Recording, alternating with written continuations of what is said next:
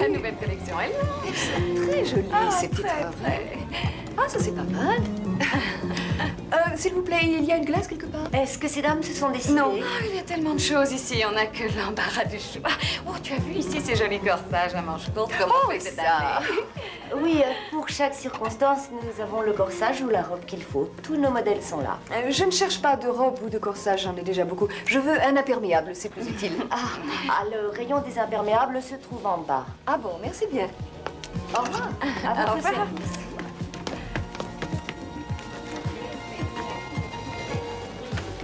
Non, mais c'est joli. Jessie, ça me va bien. Non, je te C'est pas jure, ça va concentré très pour bien, moi. ouais. Ça t'irait mieux, toi. Écoute, tu me Il y a un capuchon. Oh, c'est pratique. pour quelque chose un peu excentrique. Oh, je peux bien m'offrir un truc dingue de temps en temps, je le prends.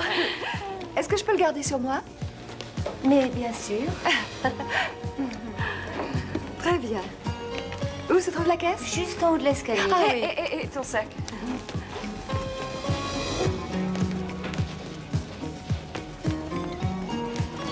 Tu sais, elle te va très très bien. Non, tu n'es pas ridicule du tout. Cette couleur est vraiment originale. Non, je ne plaisante pas. Au revoir.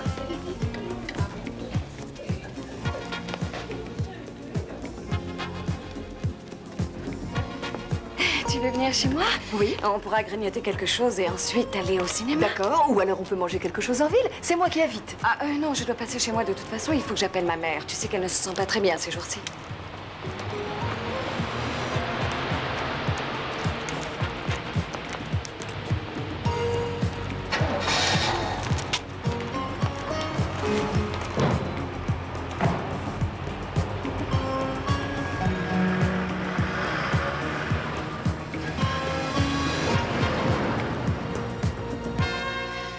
Je sais parfaitement bien que tu n'aimes pas Rolf, Anne. Et pourtant, tu n'arriveras pas à me le sortir de la tête. Je sais. Je ne sais même plus. Est-ce que tu penses à sa femme quelquefois? Est-ce que parfois tu essaies de t'imaginer à sa place? Tu sais que Rolf voulait la quitter depuis des années. Bien avant qu'on se rencontre. Mais depuis qu'il me connaît, elle prétend l'aimer follement. Elle dit ne pouvoir vivre sans lui. Oui, mais toi, tu l'aimes vraiment? Ah oui, sinon je n'aurais jamais accepté une histoire pareille. Excuse-moi, mais on dirait un roman photo, ton aventure. L'homme aux tempes argentées, bien sous tout rapport, vivant dans le grand monde. Et une voiture de sport, bien sûr, aux toilettes pour hommes, appréciant les belles filles. Sibylle, je veux seulement t'éviter une déception. Moi aussi, j'ai connu ça. Peut-être qu'avant, je m'en moquais beaucoup plus. Tu me passes une cuillère? Voilà. Merci. Reconnais toi-même que ce genre de type nous a toujours bien fait rire. C'est bon. Écoute, Anne, tu ne connais même pas cet homme. Je veux dire que tu ne connais que son vernis. Le même refrain qui revient. En réalité, cet homme est un être sensible, mélancolique parfois, et qui souffre en silence, prisonnier de son mariage raté. Et toi seul peux le sauver, c'est ça? On se demande combien de temps ça va durer. Et 10 ans après, tu te réveilleras un matin et tu te demanderas tout étonné, je ne sais pas ce que je fais dans le lit de mon père. Anne, une fois pour toutes, Rolf et moi, nous voulons vivre ensemble. Cela représente un risque, nous le savons tous les deux. Alors, je te souhaite du fond du cœur que tout se passe bien. Et si tu dis que je ne connais que son vernis, j'ai un bon conseil à te donner. Garde-toi de le gratter. Il pourrait se faire que sous le vernis, eh bien, tu ne trouves rien.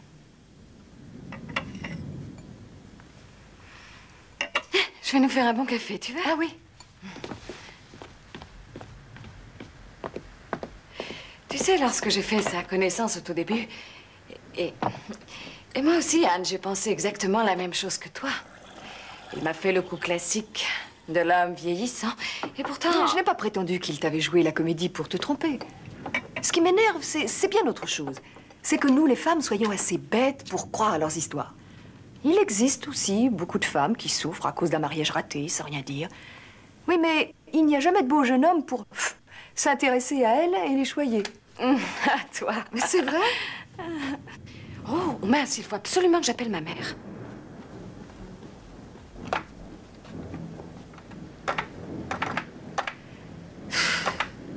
Ah, ce téléphone ne marche plus. Appelle les réclamations. Ah oui. C'est énervant. Bon, mais tant pis, je vais aller téléphoner de la cabine. Oh, tu es folle, il tombe des cordes. Peut-être, mais il faut que j'y aille. Elle doit attendre mon coup de téléphone depuis ce matin. Et quand ma mère est malade, tu sais, elle trouve le temps long. Elle a le téléphone à côté de son lit, la main prête à décrocher. Ah, je peux? Naturellement. Je vous en prie, essayez-le, madame. Oh, c'est très gentil de votre part. Je vous remercie Oh, c'est beaucoup. très chic. Et cette couleur, C'est aussi gentil. à merveille. Ce modèle est fait pour vous. Merci bien. C'est vraiment pas juste. Je m'achète des vêtements et quand tu les mets, tu as l'air d'un vrai mannequin. C'est toujours pareil. Ah, bon, je reviens tout de suite. Salut, dépêche-toi.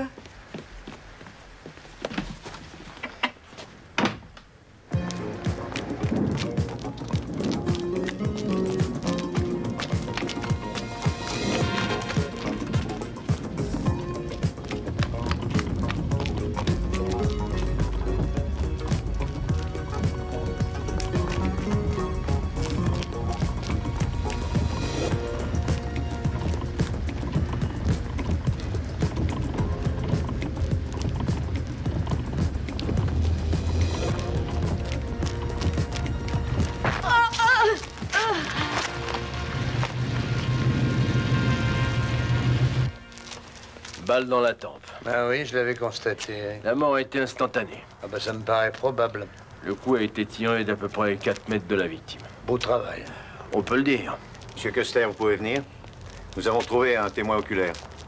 Je crois que le déroulement des faits est clair. Alors qui c'était? Un automobiliste. Bah, Madame. c'est une chance qu'il pleuvait tant, parce que s'il n'avait pas plu autant, j'aurais pas regardé aussi longtemps par la fenêtre. Madame Zanziger, reprenez tout dans l'ordre, s'il vous plaît. Mais j'ai tout dit dans l'ordre. S'il n'y avait pas eu la pluie, j'aurais pas regardé par la fenêtre, hein, parce que j'aurais voulu aller en face chez Madame Wallner qui fêtait son anniversaire. Et c'est là que je la vois. De la fenêtre, je vois la voiture noire arrêtée. Elle était là, toute sombre et silencieuse, comme un corbillard. Je vous en prie, Madame Zanziger, rien que les faits. Ah, Martin, laisse donc parler cette dame. C'est très clair tout ce qu'elle nous dit là. Allez-y, madame. Donc, je vous dis, il devait être à peu près 7 heures. Et c'est pas avant 7h30 que j'ai vu la voiture. Donc, comme je vous le dis, elle était arrêtée là-bas. Quand Mademoiselle Hoff est sortie de la maison, la voiture s'est mise en marche. Elle roulait ou pas, la voiture s'est mise à la suivre. Quand elle est arrivée, la demoiselle, je me suis dit, ah ben, elle va monter. Et puis, elle est tombée par terre tout d'un coup, comme si elle avait eu une attaque. Vous êtes certaine, il n'y a pas eu de coup de feu? Ah non. Et dans la rue, là, il y avait peut-être des complices qui regardaient. Vous n'avez pas remarqué quelqu'un de suspect? Oh, il n'y avait personne dans la rue. non. Oh, non. Dans la voiture noire, c'est tout. Seulement la voiture. Oui, ça vous a paru curieux, ça? Oh, ben, tout était sombre. Ah, ben oui. Et s'il n'y avait pas eu cette Bon, pluie... ben, on saura rien de plus, hein, Madame Zanziger. Voilà, on va. Merci beaucoup. Mais de rien. Au revoir, Madame Zanziger. Merci, Madame Zanziger. Vous pouvez rentrer chez vous. Vous devriez poser quelques questions à son amie Anne Kirchberger. Elles se connaissaient depuis l'école, elles étaient inséparables. Elle a toujours ses parents? Seulement sa mère. Mais il est peu probable qu'elle puisse nous renseigner. Sa fille s'était beaucoup éloignée d'elle. Elle travaille comme secrétaire dans un organisme de vente par correspondance. Mademoiselle Kirchberger, est-ce que vous pourriez m'accompagner chez elle? Non, je vous en prie. Pas chez elle, s'il vous plaît. Tout est resté comme si elle allait revenir tout de suite, comme si elle était toujours en vie. Et elle porte encore ce manteau. En fait, il est à moi. Mais il lui allait beaucoup mieux. C'était toujours pareil. Et pourtant, on fait la même taille toutes les deux. Alors. Tiens, venez, on va parler dans mon bureau.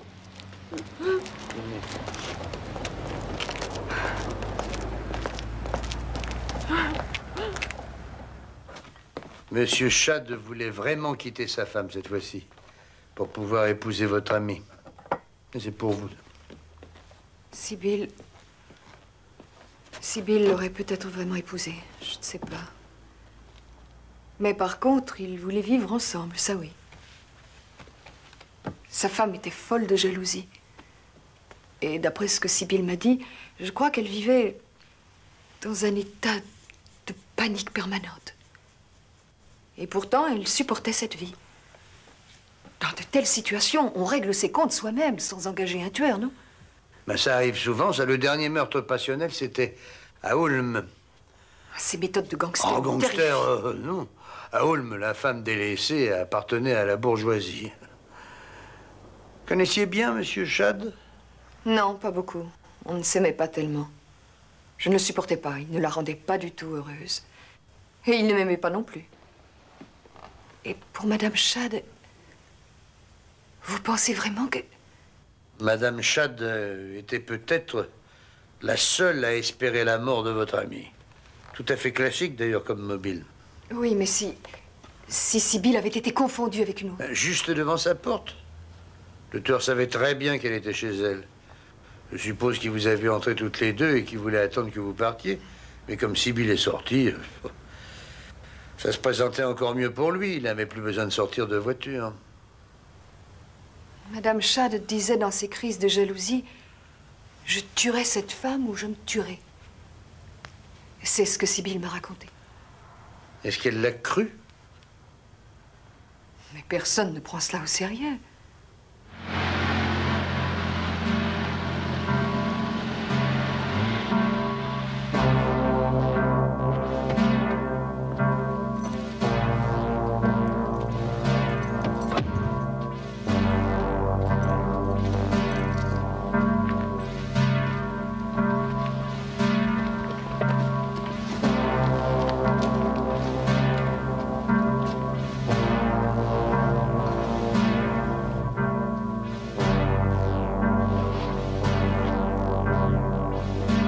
Commissaire Custer, brigade criminelle. Ai-je commis un délit? Non, il s'agit de Sibylle Hopf, Monsieur Chad. Et alors? Quel rapport entre la police et elle? Elle est morte. Elle a été abattue il y a 2 heures.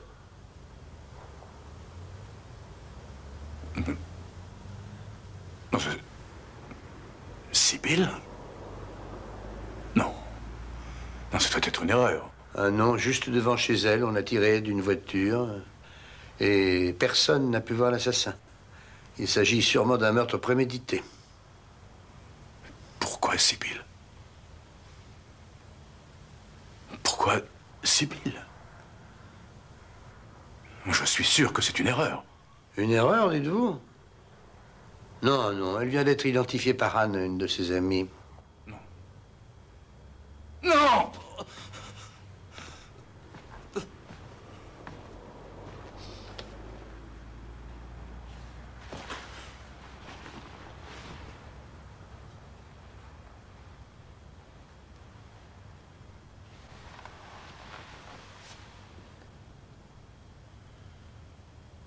Alors elle l'a fait. Elle a osé. Depuis longtemps, elle m'en menaçait. Mais jamais je ne l'ai cru. Et pourtant, je la tuerai. Elle doit payer pour ce qu'elle a fait. Il le faut! Monsieur Chad, je vous comprends, mais il faut absolument vous calmer. Ah non, il faut qu'elle paye, je vais la tuer! Vous allez m'écouter? Écoutez-moi. On a commis un assassinat. Il me faut le coupable. Alors nous allons parler tous les deux. Vous en prie, asseyez-vous.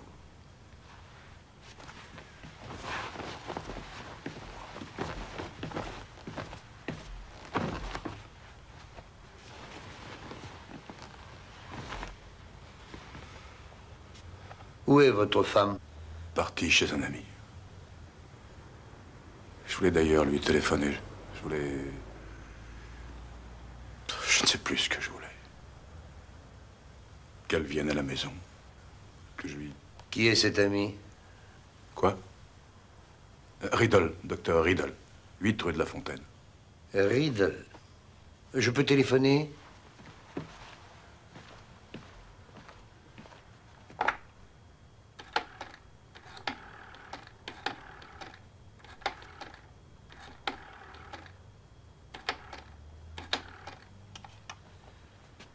Gert, va vite chez le docteur Riddle. 8, c'est comment déjà 8 8 rue de la Fontaine. C'est ça, 8 rue de la Fontaine. 8 rue de la Fontaine, Madame Chad. Je l'espère, en tout cas. Pose-lui quelques questions. Non, non, emmène-la à la préfecture. Je viendrai plus tard, oui, c'est bien. D'accord, merci.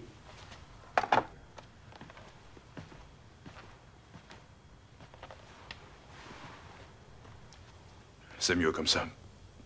Je ne sais pas ce que je ferais si elle entrait dans cette pièce. Le docteur Riddle, c'est votre médecin? Notre ami de toujours. Il passe souvent ici. Gudrun va parfois le voir quand... à cause de son état. À cause de son état? J'ai subi des scènes d'hystérie, des menaces. Voilà 2 heures, Gudrun.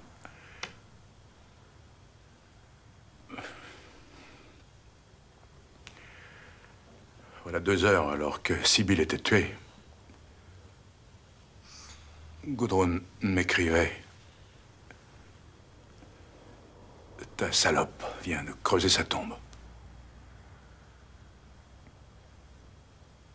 Venez voir. Je vais vous montrer quelque chose. « 15 ans de mariage. Gudrun n'aurait accepté à aucun prix de perdre son foyer. Il y a un tiroir secret. Ce n'est pas d'aujourd'hui que je le sais. Elle m'espionne depuis déjà longtemps. Et un jour, moi aussi, j'ai fait comme elle. Mais elle ne s'en est jamais doutée. L'espionnage, elle pense que ça lui est réservé. «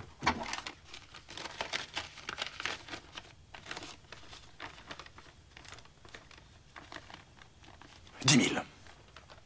La semaine dernière, il y avait 20 000. Et dire que je me suis cassé la tête pour savoir ce qu'elle allait bien faire avec. Mais l'idée qu'elle allait l'utiliser pour payer un tueur, non, ça, je n'y avais pas pensé. Quel idiot. Sibylle serait toujours en vie si je n'avais pas été aussi bête.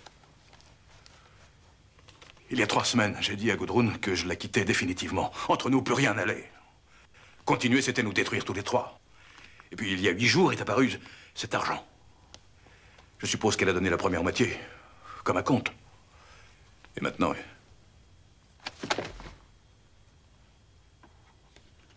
Où a-t-elle trouvé ces photos? Elle me les a volées. Mais... la semaine dernière, il y en avait 3. Je suppose que la 3e photo, elle l'a donnée au tueur. C'est de votre usine, ça? Oui. Ça aussi? Oui, je suis le représentant pour toute l'Allemagne du Sud. Maintenant, je me fais une situation à l'étranger. C'était pour Sibylle. Gudrun va payer. Il faut qu'elle paye. J'espère que vous allez l'arrêter. Pourquoi? En supposant qu'elle ait vraiment engagé quelqu'un pour tuer Mademoiselle Hopf, dites-moi où une femme de votre milieu peut rencontrer un tueur. Ça se recrute pas par petite annonce. Notre milieu.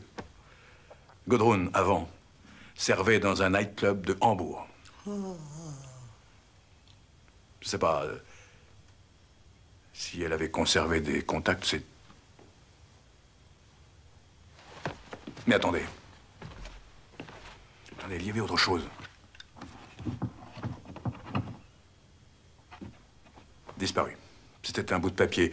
Non, un morceau de journal arraché. Elle avait noté un numéro de téléphone. Je l'ai moi-même relevé. Attendez, je l'ai écrit quelque part. Ah, le voilà. 45 76 96. 45 76 96. 45 76 96. 45 76 96. Oui. J'ai appelé ce numéro, mais hélas, je suis tombé sur une brave ménagère de Munich. C'est probablement un numéro de Hambourg. Tout est clair. Maintenant, tout s'éclaircit.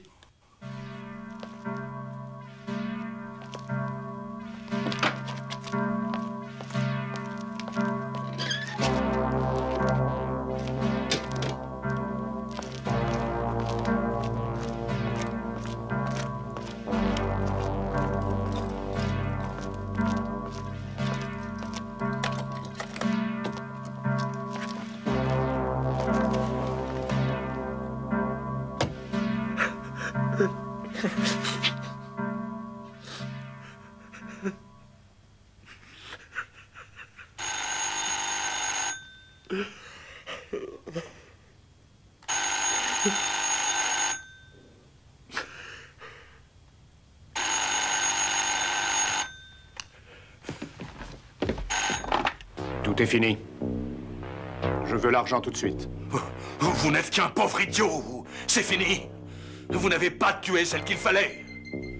Je reste là à pleurer. Je préférerais être mort. Vous avez détruit toute ma vie ce soir. Et vous voulez que je vous donne de l'argent? Du calme. J'ai fait du travail propre. Il faut pas me prendre pour un imbécile. Si tu essaies de m'avoir, je pourrais bien te descendre. Tu vas partir tout de suite et aller à l'endroit convenu. Et prends l'argent. Si tu ne viens pas, c'est moi qui viendrai. Je te retrouverai partout. Ah, une dernière chose. Tu n'auras pas une mort aussi propre que la petite. Bonsoir, Monsieur Chad. Qui êtes-vous? Attendez.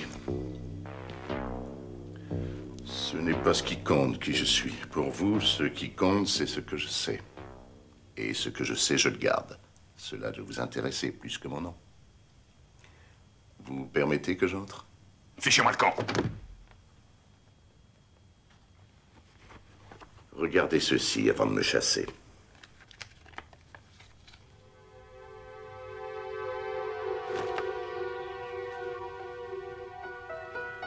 Je peux entrer maintenant? Madame Chad vous attend. Son emploi du temps d'aujourd'hui est tout à fait limpide. S'il te plaît, occupe-toi donc de ce numéro de téléphone, là. 45 76 96. 45 76 96. Merci. Je pense que c'est un numéro de Hambourg. Qu'est-ce que c'est, ça? La déposition de Madame Chad. Ah oui. Avec mademoiselle Kirchberger, nous avons tout récapitulé depuis le début de l'après-midi.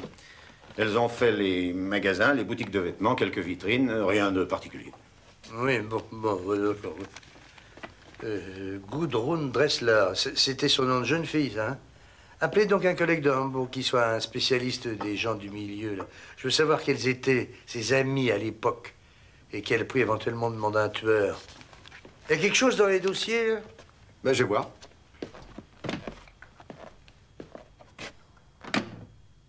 Huit semaines, Monsieur Chad, 8 semaines que je vous observe. Et presque sans arrêt. Je sais quand vous avez trompé votre femme, avec qui, etc. Votre histoire avec cette petite était bien banale. Mais ce qui m'a passionné, par contre, c'était ce que ni votre femme, ni cette petite ne devaient savoir. Qui a demandé cette enquête? Oui, qui? Votre nouvelle société? Votre femme? Un service d'espionnage? Ou ne suis-je qu'un détective amateur un peu cinglé qui prend plaisir à essayer de percer tous les secrets d'un homme? Vous êtes complètement fou. Possible. Pour moi, il n'y a pas de plus grande satisfaction que de regarder œuvrer un criminel intelligent, le voir petit à petit élaborer son plan. C'est pour moi une satisfaction proprement esthétique. Merci. Voyez-vous, Coster, par exemple, il est très capable. Mais c'est un policier qui applique la loi sans aucune admiration pour le travail des tueurs. Moi, je me régale de bout en bout. Mais nous voilà déjà à la fin. Et je ne comprends toujours rien. Pourriez-vous m'expliquer? Dites-moi d'abord ce que vous voulez. Quand je vous ai surpris avec cet homme-là, j'ai aussitôt pensé, tiens, Monsieur Chad, je parie que tous les deux parlent de bien autre chose que de machines d'emballage. Il doit mijoter quelque chose. Et ensuite est apparu l'homme qui a abattu Sibylle. Et pourtant, je n'étais pas sur place. Mais je ne me suis pas trompé. J'ai aussi mené une petite enquête sur lui. C'est un brave homme. C'est celui-là qui vous l'a recommandé. Donc, me suis-je dit, Monsieur Chad a l'intention de faire tuer quelqu'un. Mais qui? J'ai misé sur votre femme. Logique. Elle vous embarrasse. Et si vous aviez voulu divorcer, cette nouvelle loi sur le divorce, les pensions alimentaires, cela vous aurait coûté très cher. Alors, ai-je pensé, quelle va être l'idée de l'intelligent Monsieur Chad? Comment fera-t-il pour détourner les soupçons? Si l'épouse légitime disparaît tout à coup, Chad sera heureux. On le retiendra forcément comme suspect numéro 1. Puis vous avez pris l'avion pour Hambourg. Moi aussi. Là, vous rencontrez un gentleman qui sait très bien organiser ce genre de choses. À l'exception, toutefois, des affaires honnêtes. Une nouvelle fois, j'ai mené ma petite enquête. Ensuite, vous avez créé une fausse piste reliant votre femme à Hambourg et son milieu. Rien que ça. Très bien pour égarer la police. Très bien. Mais à la fin, Monsieur Chad, ce n'est pas l'épouse qui est morte. C'est la maîtresse. Toute votre histoire ne tient plus debout.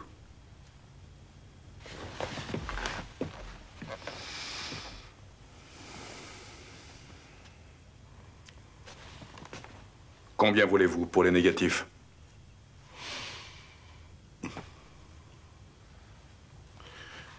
Vous attendez quelqu'un? Où devez-vous aller? Je vais en ville. Bon, alors pas de problème. Vous voulez bien me déposer? Je ne suis pas venu en voiture. Vous voyez, j'ai préféré la discrétion. Je savais que vous apprécieriez. Alors, je peux partir? Non. D'abord, il faut que je sache pourquoi vous mentez. Monsieur, je n'ai jamais menti. Si. Si, vous m'avez dit que vous n'aviez jamais vu ces photos, mais on a relevé vos empreintes digitales dessus. Et d'ailleurs, ce sont même les seules que nous ayons retrouvées. Oui, j'avoue avoir pris ces photos, c'est exact. Je le reconnais. J'ai pris ces 2 photos dans le portefeuille de mon mari. Vous n'en avez pas pris que 2, il y en avait 3. Non, que 2. Alors pourquoi avoir pris ces 2 photos, expliquez-moi. Oui. Il me semble que vous ne pouvez pas comprendre. Cette jeune femme, je l'ai haïe. Je l'ai enviée. Oui, pour sa jeunesse et pour tout. Et puis un jour, j'ai eu très envie de la connaître, de savoir à quoi elle ressemblait. Alors j'ai pris cette photo dans le portefeuille. Et pendant des heures, je lui ai parlé comme si elle était là. Regarde, ai-je dit, la vie te donne tout. Jeunesse, amour. Tu as toute la vie devant toi. Dis-moi, pourquoi tu veux aussi avoir mon mari? Madame Chad, où avons-nous donc trouvé ces photos, à votre avis? Eh bien, je n'en suis pas très sûre. Je ne suis pas très ordonnée. Elles sont restées pendant longtemps dans mon sac à main. Et puis, j'ai dû les mettre... Il me semble que je les ai mises dans mon bureau. Mais vous pouvez me dire que vous avez fouillé toute ma chambre. Non, ça n'était pas nécessaire. Votre mari sait où se trouvent toutes vos affaires. Réjouissez-vous. Regardez, je vous redonne votre argent. Mon argent? Cela fait bien longtemps que je n'avais pas vu autant de billets ensemble. Puisque vous dites. Il y avait la semaine dernière exactement 20 000 marks. Et tous les billets se trouvaient dans le petit tiroir secret de votre coiffeuse. Je ne sais pas du tout de quoi vous parlez. Je n'ai pas de tiroir secret. Bon, très bien. Alors, on va supposer que vous vouliez acheter une voiture de 20 000 marks. Comment allez-vous réunir l'argent? J'ai déjà 12 000 marks, c'est ce que j'ai sur mon compte. Et pour le reste, il faut que je cherche une façon de l'obtenir. Avez-vous procédé à des retraits de grosses sommes sur votre compte récemment? Quelle est votre banque? Le crédit bancaire? Il suffirait d'un seul coup de téléphone, Madame Chad. Un simple appel et ils sont obligés de me fournir ce renseignement. Il faut que je sache si je peux vous laisser partir. J'ai retiré 10 000 marks. Quand? La semaine dernière, j'avais des dettes. Auprès de qui? C'est une affaire privée. Bien sûr. L'amour, la haine, les idées de meurtre. Tout ça, c'est privé. Quand une jeune femme est retrouvée morte dans la rue, Madame Chad, ça n'est plus privé. Alors, je vous en prie, faites une exception et dites-moi la vérité cette fois. Il y a plusieurs semaines, j'avais vu une annonce dans un journal. Renseignements, discrétion, travail sérieux. Un monsieur Blumel. Ah, monsieur Blumel. Ah oui. Alors, je l'ai chargé de suivre cette Sibylle. J'ai pensé qu'elle connaissait peut-être quelqu'un d'autre, en plus de mon mari, quelqu'un de plus jeune. Et pour cette filature qui a duré exactement 8 semaines, Blumel m'a réclamé 10 000 marks. Et en plus, il n'a rien trouvé du tout. Je n'en suis pas étonné. Alors cet argent, il appartient à personne. Pas à moi de toute façon.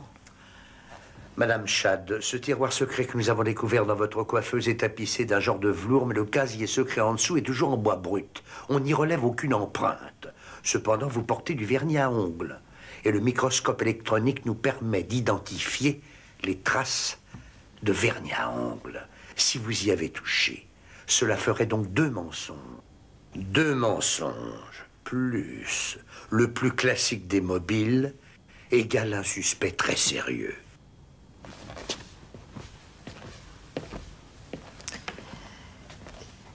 Dites-moi, pour cette histoire de détective, mon mari le saura-t-il?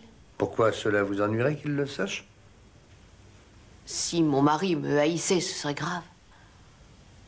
Mais s'il me méprisait, cela, je ne le supporterais pas.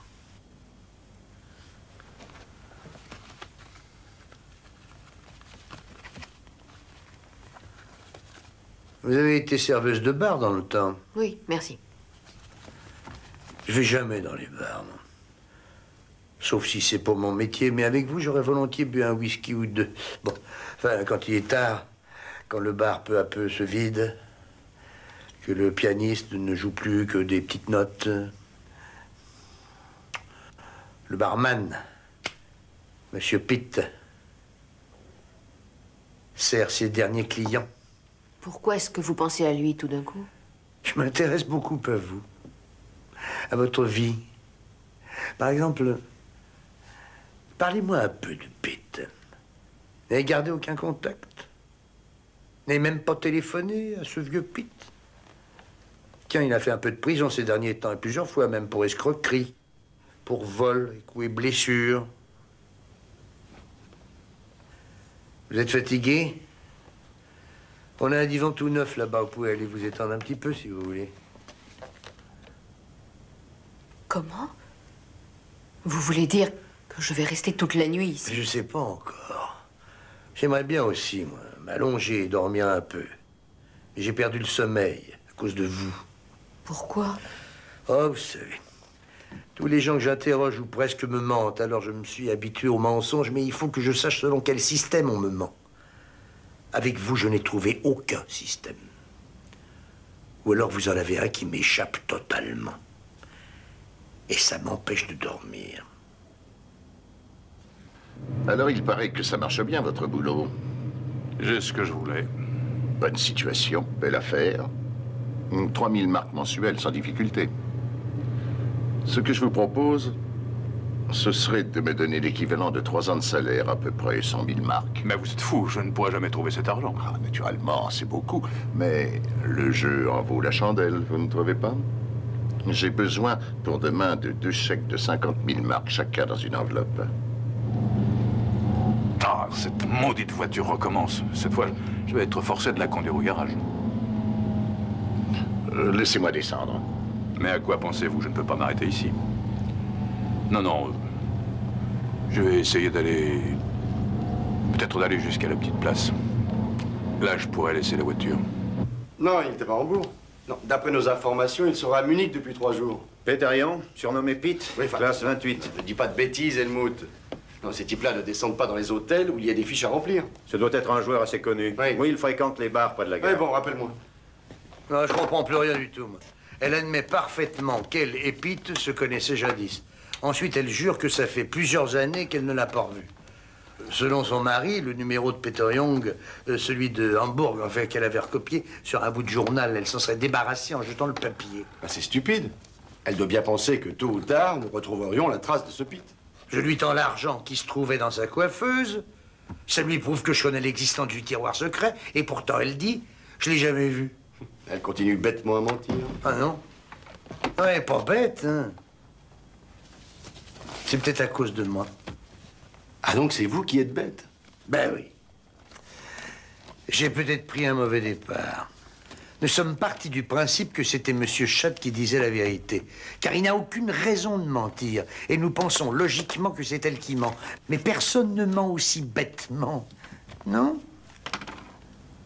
Enfin, supposons que Chad mente. Et qu'il ait inventé cette histoire de tiroir secret. Dans ce cas, Madame Chad n'en serait pas moins suspecte. Ça ne changerait rien. Non, vos suppositions ne mènent nulle part. Pourquoi voulez-vous que Chad se mette à mentir? Mais si. Mais s'il voulait que sa femme soit soupçonnée du meurtre de cette fille, il n'aurait pas pu s'y prendre plus adroitement.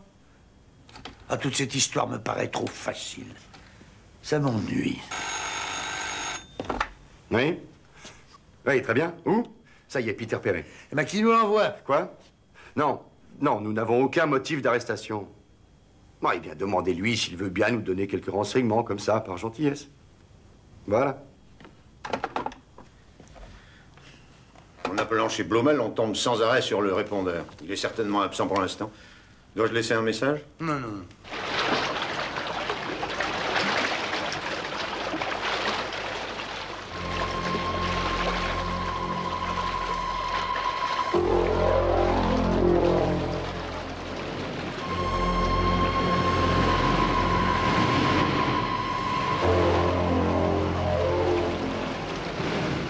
Stop. Je préfère m'arrêter ici. Sinon, je vais tomber en panne au croisement. Vous trouverez un taxi là-bas. Vous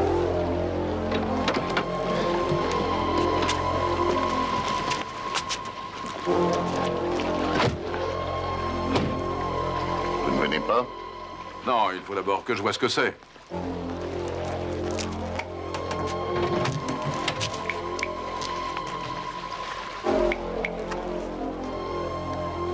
Vous avez jusqu'à demain 18h pour me fournir les chèques. Et en échange? Oh, chaque chose en son temps. Je vous appelle à 18h. Si vous avez les chèques, je vous indiquerai la marche à suivre. Ne gaspillez pas votre temps en essayant de découvrir qui je suis. Votre femme pourrait vous le dire, mais les communications sont difficiles.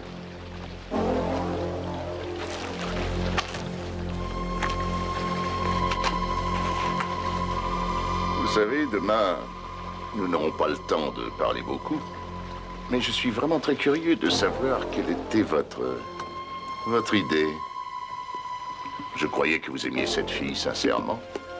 Dans ce cas, pourquoi avoir... Ça va. Ça va.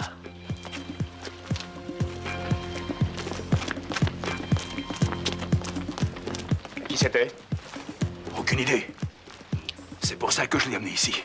Il a une photo de nous. Allez, dépêchez-vous, sinon il va partir en taxi.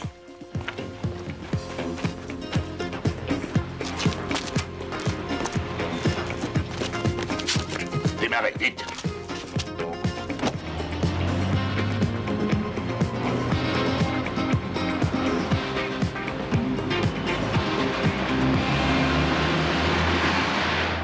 Mon malheur vient surtout de ma célébrité en tant que joueur. Si on parle de grosses mises à Vienne, à Hambourg, à Munich, à Francfort, c'est sur moi que vous tombez. De quoi vivez-vous, Monsieur Young? Monsieur Young. Oh, arrêtez ça, Monsieur Young, avec moi. Appelez-moi Pete, on n'est pas devant le tribunal, ici. Bien. De quoi vivez-vous, Pete? Du jeu. Mais oui. Mais maintenant, mais avant, vous viviez d'autres choses, non? Vous voulez me faire réciter tout mon casier judiciaire? Vous le connaissez très bien, alors. Félicitations. Ce serait bien de ne pas l'alourdir encore plus. Par exemple, avec un faux témoignage.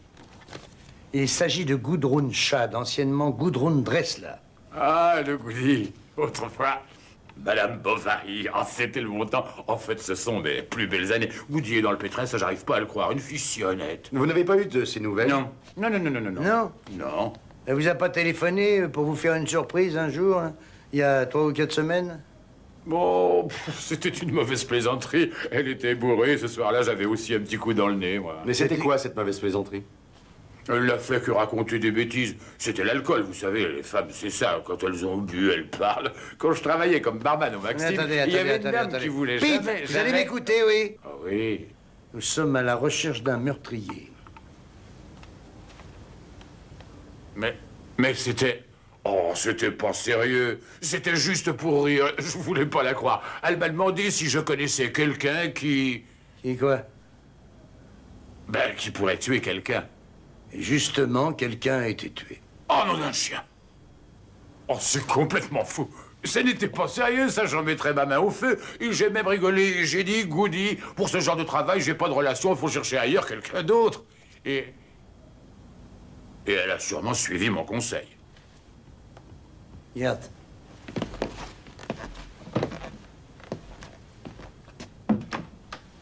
Entrez, madame. Goody, je leur ai tout raconté. J'avais pensé que... Faut pas m'en vouloir. À quel jeu est-ce que vous jouez ici?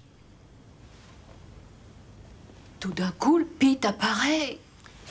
Il était à Munich, c'était un pur hasard. Et ce qu'il nous a dit, il va vous le répéter tout de suite. J'ai dit que tu m'avais téléphoné l'autre nuit. Moi? Je t'ai téléphoné? Mais ce n'est pas vrai, je l'ai perdu de vue depuis une éternité. Écoute, Goody, cela n'a pas de sens. Je leur ai raconté que tu m'avais appelé pour savoir si je connaissais pas quelqu'un qui... J'ai pensé que tu te payais ma tête. Tu touches beaucoup pour faire ça. Combien Rolf t'a donné pour ça? Pour m'enfoncer de cette façon? Pete, on reparlera plus tard.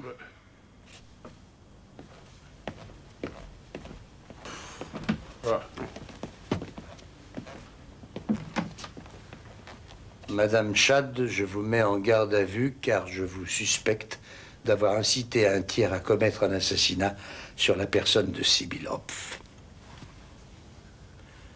Une demande d'arrestation parviendra demain matin au procureur.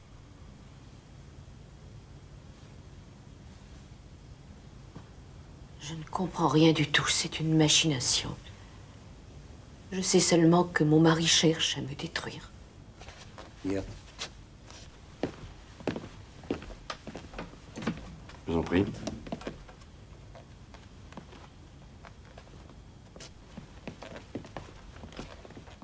Est-ce que Brenner a déjà appelé? Bah, ça n'a plus d'importance, si?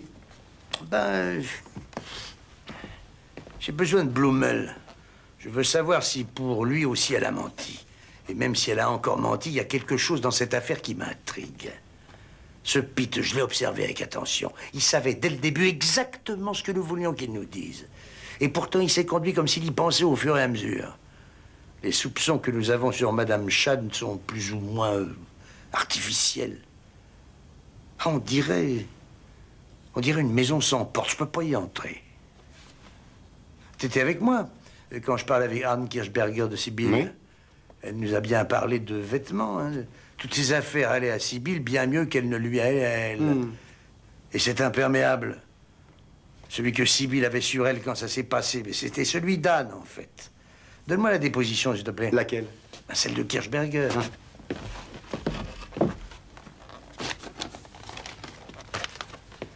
Oui. Mademoiselle Sybil Hopf et moi avons passé près de 2 heures cet après-midi dans les magasins et à la fin, je me suis acheté un imperméable de couleur violette. Vers les 18 heures, nous avons quitté le magasin et sommes allés au parking. Etc. Si on suppose que c'est cet imperméable, celui que Anne Kirchberger s'est acheté, et si on suppose qu'elle a gardé l'imperméable sur elle, et si on continue à supposer que l'assassin se cachait pas très loin pour les observer, et qu'ensuite il les a suivis jusque chez Sybil, alors... C'est clair. Évident. Lorsque les 2 filles sont rentrées, c'est Anne qui portait l'imperméable. Lorsque Sybil est sortie, c'est elle qui le portait. Bon, à cause de la pluie et de l'obscurité, l'assassin pouvait très bien les confondre, surtout à cette distance. Alors tout cela voudrait donc dire que l'assassin visait la jeune fille qui portait l'imperméable au moment où elles sont rentrées. Ici Brenner. Je suis toujours devant chez Blumel. Il y a peu de temps, il est passé en taxi, très lentement devant chez lui. C'était bien lui, je l'ai reconnu. J'ai bien l'impression qu'il se méfie et qu'il ne veut pas descendre. Mais laisse-le tranquille pour l'instant, Martin. Hein? Je t'en remercie. Je voudrais revoir Pete. Oh! Je voudrais revoir Pete. Oui. Oui. Mademoiselle Kirchberger, vous avez bien mentionné lors de notre premier entretien que vous ne teniez pas M. Schad en grande estime. C'est vrai. J'étais effrayée quand Sibylle me l'a présenté. Je trouvais qu'il n'allait pas du tout avec elle. Avez-vous cherché à dissuader votre ami de revoir cet homme? Oui, à plusieurs reprises. Au début, nous avons même eu une grande dispute à cause de cela. Et elle l'a raconté à M. Schad aussitôt, non? Il savait donc que vous aviez de l'influence sur Sibylle, il le savait. Cette histoire est absurde. Ça n'est pas une raison pour m'envoyer un tueur. J'en sais rien. Quoique, une seule chose me semble tout à fait claire. Lorsque M. Schad a appris que Sibylle était morte, je me souviens de sa réaction. Pourquoi Sibylle? Pourquoi Sibylle? C'est ce qu'il a crié. Comme s'il y avait eu une méprise quelque part. Après là. Bonjour. Bonjour tout le monde. Alors, vous semblez comme purifié en sortant d'une séance de méditation. Avec mes antécédents, non, vaut mieux arrêter les dégâts. Depuis que je sais que quelqu'un a vraiment été descendu, il n'y a pas eu de coup de téléphone entre moi et Gudrun. Et j'ai revu Woody aujourd'hui pour la première fois. Je l'avais pas vu depuis plus de 15 ans. Mais écoutez-le donc! Alors qui vous a demandé de nous mentir? Mon amour de la vérité ne va pas jusque-là. Je n'en ai pas marre de la vie. Vous pouvez m'embarquer.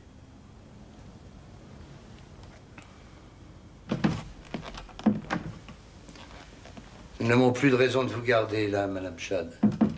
Voulez-vous qu'on vous raccompagne chez le docteur Riedel ou dans un hôtel ou alors ailleurs?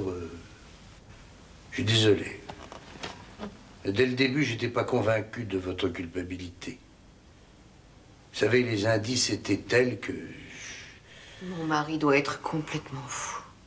Oui, et très intelligent. Ce qui n'est pas contradictoire, d'ailleurs. Autrefois, il était bon. Il a fait beaucoup pour moi. Je ne comprends pas. L'amour qu'un homme porte à une femme peut-il le changer à ce point? Faire de lui un autre homme? Ah, l'amour. On dit ce mot-là très souvent. Je suppose qu'il voulait vivre avec elle une seconde jeunesse. Mais soudain, ce plan lui est venu à l'esprit jusqu'à le hanter. Anne Kirchberger serait la victime malheureuse d'un assassinat, mais il n'y aurait pas de mobile. Et bien sûr, la police découvrirait que Anne et Sibylle ne s'étaient pas quittées jusqu'au meurtre. Pendant ce temps-là, la nuit tomberait. On remarquerait que les deux filles ont la même silhouette. Tôt ou tard, la police en arriverait à conclure que l'assassin a fait erreur. Et en fait, c'est Sibylle qui aurait dû mourir. Et dans ce cas-là, nous tombons sur l'un des mobiles les plus classiques qui soient, c'est-à-dire votre jalousie. Les scènes que vous lui avez faites et les menaces que vous ressassiez. Et à ce moment-là, tout s'enchaîne. Le tiroir secret que vous ne connaissiez pas, l'argent, les photos et enfin le témoignage de Pete. Vous auriez protesté, bien sûr, mais plus vous protesteriez, plus il était aisé à un psychiatre de diagnostiquer une paranoïa ou je ne sais quelle autre maladie. Alors vous auriez disparu en prison ou en maison de repos. Votre mari se serait débarrassé d'une pension alimentaire trop lourde. Il serait libre pour Sibylle. Voilà ce qu'il avait pensé. C'est monstrueux. Il nous manque encore quelques petites preuves. Très peu. Excusez-moi, Brenner vient de téléphoner. Il sait maintenant où est Blumel. Bonsoir, Monsieur Blumel. On se connaît, n'est-ce pas? Moi? Je vous connais. Vous êtes tellement célèbre. Ah oui, oh. Je vous en prie. Tous les deux, nous sommes presque collègues. Oh, je suis flatté. Quand vous parlez comme ça veut dire que vous voulez quelque chose. Comment savez-vous que je suis ici? Et là, c'est un pur hasard. Enfin, je vous ai cherché toute la journée, mais je ne savais pas du tout où vous étiez. Racontez-moi, vous avez eu des mots avec votre femme ou il se trame quelque chose? Pourquoi vous habitez à l'hôtel? Pour mon travail. Franchement, ça vous intéresse tant? Non, pas du tout. Non, mais j'ai besoin d'un conseil. C'est la meilleure. Vous venez me demander un conseil à moi? À vous, un super commissaire. Eh oui, et en ce moment, moi, je suis complètement coincé dans l'affaire du meurtre de cette jeune fille. Ah oui. En effet, c'est une bien sombre histoire, d'après ce que j'ai entendu dire. Ah, c'est mauvais tout ça, c'est négatif.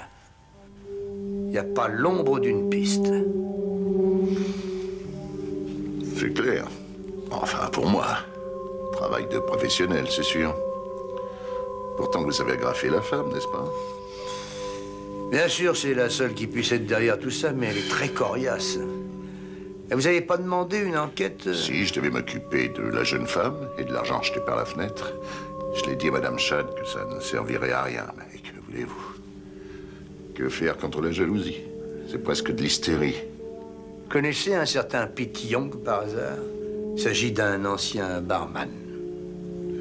Non, pourquoi? Eh bien, il se pourrait que ce soit lui qui ait procuré le tueur à Madame Chad. Je me suis seulement occupé de la jeune femme.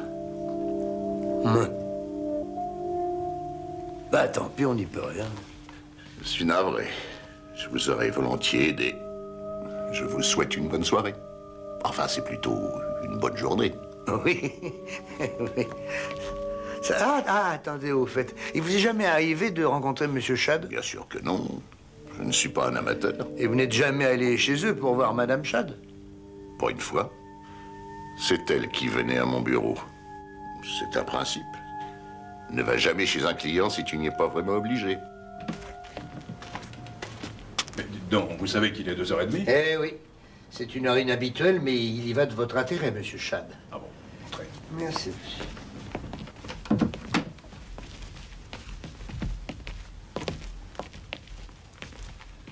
J'étais en train d'essayer de mettre un peu d'ordre. Ma femme sera peut-être absente longtemps. Avec toute sa paperasse. Monsieur Chad, votre femme a déclaré lors de son interrogatoire avoir engagé un détective nommé Blumel pour qu'il fasse sur Mademoiselle Hopf et sur vous un rapport détaillé. Elle en a du culot. Je viens seulement de mettre la main sur cet homme. C'est quelqu'un de très rusé. On aurait dit qu'il se cachait. Il n'était ni à son bureau, ni chez lui. Il avait trouvé refuge dans une chambre à l'hôtel Intercity. C'est assez surprenant, non? Oui, même très surprenant. Oui. Et je ne peux rien retenir contre lui, bien sûr. C'est dommage. Je voulais vous demander, si vous trouviez dans les affaires de votre femme quelque chose concernant Blumel, ben faites-le moi savoir, hein? Bien entendu. Ça sera tout. Voilà, je vous souhaite une agréable fin de nuit. Merci, je connais le chemin.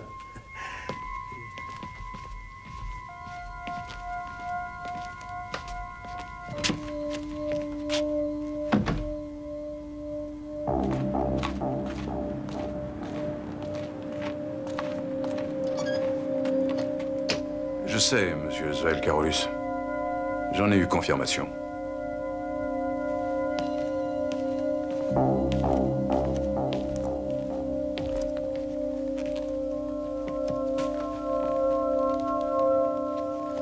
Y a quelqu'un? Bonjour. Bonjour. Je vous prie de m'excuser, ma voiture est tombée en panne. J'avais rendez-vous ici avec monsieur Blumel. Blumel? Oui, Blumel. Il est ici pour la nuit. Oui, Blumel. Blumel?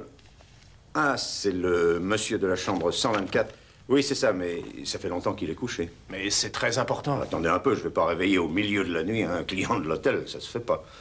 À moins qu'il ne m'ait laissé un message. Oui, oui, c'est évident. Ça m'ennuie énormément. Et il vous reste une chambre de libre? Ah non, vraiment aucune.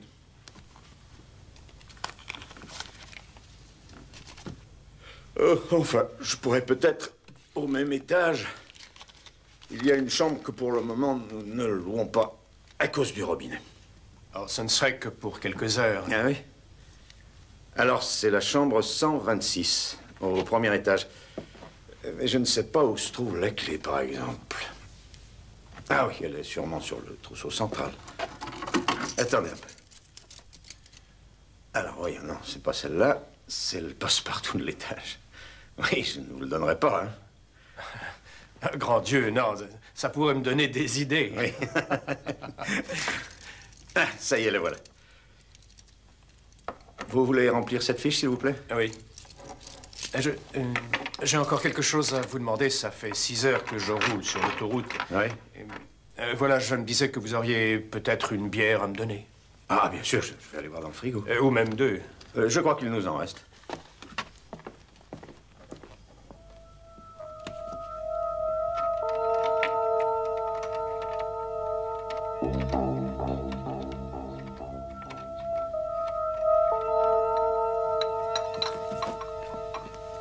Merci beaucoup, c'est très gentil. Voilà, j'ai tout rempli. Bonne nuit. Bonne nuit. Et aussi bon séjour ici. Merci.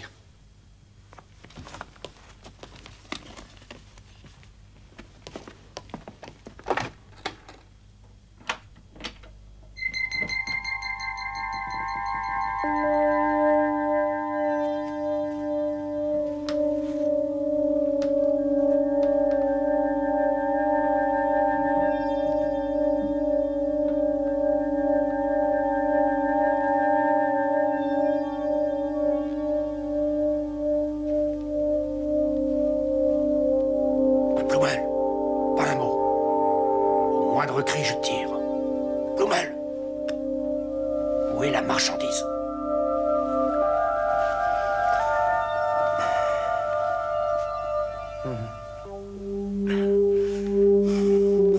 Mais quelle marchandise? Fais pas l'idiot, je te descends. Les photos, les négatifs, je veux tout ce que tu as pris sur Chad et moi. Tout. Ah, oui. Oui, je vais te donner tout ça. Oui, je vais te donner tout ça. Tout est rangé là-bas dans ma valise. Ah, mon garçon, je crois que tu t'es trompé d'adresse. Tout va bien? Oui, ça va. T'as fait l'école hôtelière dans le temps, toi? Comment le savez-vous? Bah, donne-lui une bonne chambre. Venez. Oui. Oui, bon, ça va, j'ai compris. Bon, qu'ils aillent épingler Chad.